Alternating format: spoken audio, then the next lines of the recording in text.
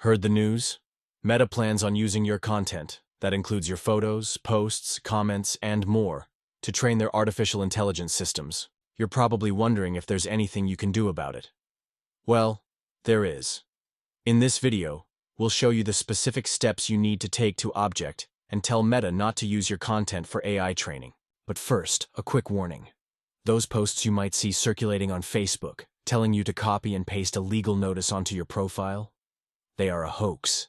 They're fake, and they won't do anything to protect your content. Don't fall for them.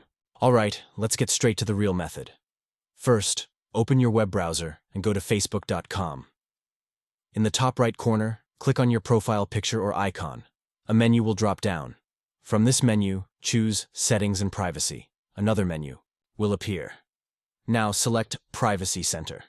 This will take you to the Privacy Center page. You'll see text explaining various privacy topics. You can read the full text if you like, but here's the important part.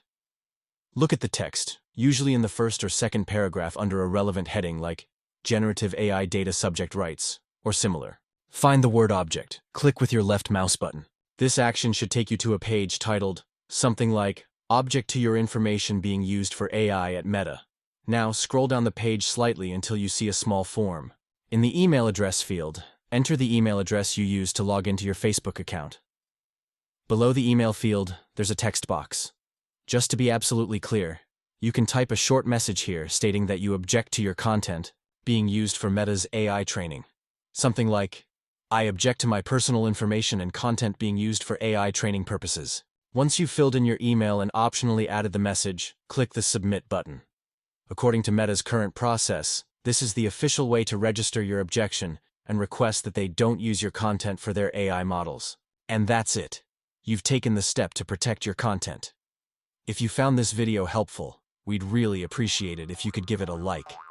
And subscribing to the channel would be fantastic. It makes a huge difference for creators like us. And don't worry, it's completely free.